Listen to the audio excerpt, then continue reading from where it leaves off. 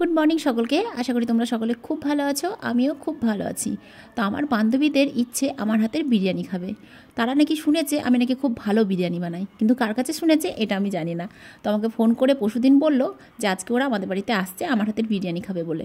তো সেই কারণে সকাল সকাল ঘুম থেকে উঠে পড়েছি। উঠে এই যে দুই বোনের জন্য 2 কাপ চা করে নিয়েছি। আর আমার অফিসের স্টাফেরা দেখো বাড়ি থেকে আমাকে ছুটি আর আতা এনে দিয়েছে। ছুটিটা বাড়িতে এনে দিয়েছে খাওয়ার জন্য, আর আতাটা এনে দিয়েছে আমার বোনের জন্য। বোন খেতে ভালোবাসে সেই কারণে। তো ভাবলাম চালের ডাবের মধ্যে আতাটা ভরে রাখি। তো ডামের ঢাকনাটা দেখো ফেটে গিয়েছে। আর আতাগুলো ডামের মধ্যে রাখলাম এই কারণে, শুনেছি নাকি চালের ডামে আতা রাখলে আতা তাড়াতাড়ি পেকে যায়, সেই কারণে ডামের মধ্যে ভরে রাখলাম। তাহলে চলো এবার টান করে রান্নাটা গিয়ে বসাই। তো ফ্রিজে জানো তো অনেকটা দুধ ছিল, দুদিনের দুধগুলোকে সব বের করে জাল করলাম। আমার তাই হয়, খাওয়া হয় না গরমের মধ্যেই দুধ। চাও খায় না, কিছুই খায় না, ওই জমে জমে থেকে যায়। তারপরে কোনো দিন হয়তো এটা ওটা করে খেয়ে নিই। তো দেখো বিরিয়ানির জন্য এখানে আলু কেটে নিয়েছি, পেঁয়াজ আদা রসুন লঙ্কা সব নিয়ে নিয়েছি।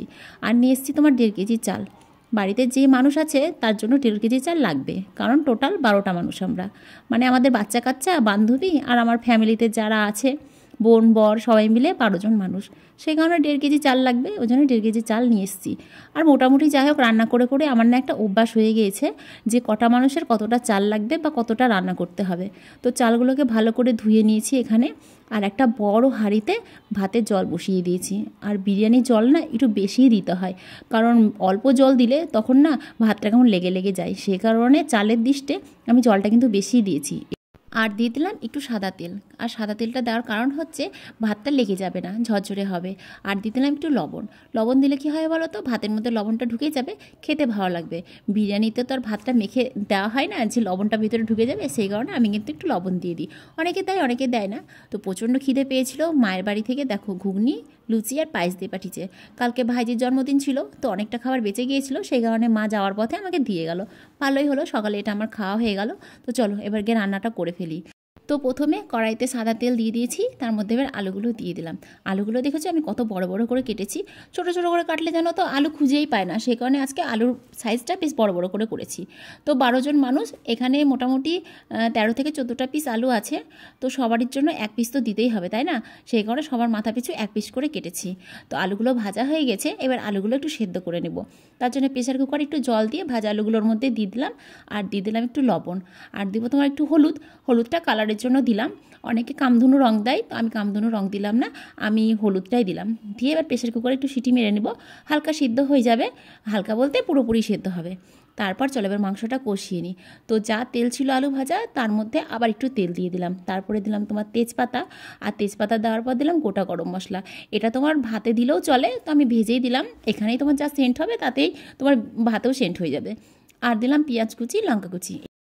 আমি কিন্তু মাংসটা বাড়িতে যেরকম প্রতিদিন রান্না করি ওরকমভাবেই রান্না করব, এতে এক্সট্রা কিছু দিব না।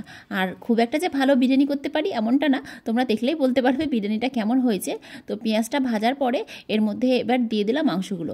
এবার মাংসগুলো একটু ভেজে নেব। মাংসর সাইজগুলো দেখেছো কত বড় বড় করে কেটেছে। তো যাই হোক বিরিয়ানির মাংস একটু বড় বড় করেই কাটে। তো এর মধ্যে এবার দিয়ে দিলাম লবণ আর হলুদ। লবণ হলুদ দিয়ে একটু নেড়ে চেড়ে তার মধ্যে দিয়ে দেবো তোমার লঙ্কা গুঁড়ো। আর দিব তোমার হচ্ছে একটু জিরে গুঁড়ো। তো জিরে গুঁড়ো লঙ্কা গুঁড়ো সমস্ত মশলার মধ্যে দিয়ে দিয়েছি। চলো এবার একটু ভালো করে এটাকে কষিয়ে নিই। তারপরে তোমার আদা বাটা রসুন বাটাটা দিব। তো এবার একটু আদা বাটা রসুন বাটা দিয়ে দিলাম। এটা দিয়ে এবার কষিয়ে কষিয়ে তারপরে যতক্ষণ সিদ্ধ হবে ততক্ষণ কিন্তু এটাকে ঢেকে ঢেকে কষাবো। এতে কিন্তু আজকে আমি জল দিব না, জল না দিয়ে কিন্তু আজকে মাংস রান্না হবে, কারণ জল দিলে জিনিসটা পাতলা হয়ে যাবে। সেই কারণে আজকে এভাবে কষিয়ে কষিয়ে রান্না করব মাংসটা। তারপরে মাংসটা রান্না হয়ে গেলে ভাতের মধ্যে দিয়ে ভাতটাকে সাজিয়ে নিব। তো এটা হোক। তো ওইদিকে বান্ধবীরা এসছে, চলো একটু গল্প করি। বান্ধবীদের সঙ্গে গল্প করতে গিয়ে আমি মাংস রান্নার ভিডিওটা করতেই ভুলে গিয়েছি, সেই কারণে পুরো ভিডিওটা আর করাও হলো না, তোমাদের সঙ্গে শেয়ার করাও হলো না। তো যাই হোক ওইভাবে মাংসটা কষিয়ে নিলাম। তারপরে যে বড় হাঁড়িটার মধ্যে তলাতে একটু ঘি মাখিয়ে নিলাম। তারপরে দিলাম ভাতের পরে যে মাংসটা কষিয়ে রেখেছিলাম সেই মাংসটা দিলাম। আর কিছুটা আলু দিলাম, এখানে অর্ধেক আলু আছে। আর দিলাম তোমার গোলাপ জল, তারপরে মিঠা আতর। আর এই যে তারপরে আবার ভাতটা ভালো করে সাজিয়ে দিচ্ছি। তারপরে যেটুকু মাংস আছে আবার দিয়ে দেবো, যেটুকু আলু আছে সেটুকুও দিয়ে দেবো। তো দেখো পুরোপুরি আমার সাজানো হয়ে গেছে। আর তাতে বিরিয়ানি মশলাও কিন্তু দেওয়া হয়েছে।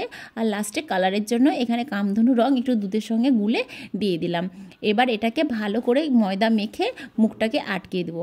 তো চলো, এটা তো সাজানো হয়ে গেছে। তো দেখো কেমন হয়েছে সাজানোটা, তোমরা বলো কিন্তু কমেন্ট করে। হ্যাঁ, আর এই যে এখানে ময়দাটা গুলে ভালো করে মুখে দিয়ে দিয়েছি, এবার ঢাকনা দিয়ে চেপে দেবো। তাহলে কি বলো তো, ভেতরের যে মানে সেন্টটা সেটা যাতে বাইরে বেরিয়ে না আসে।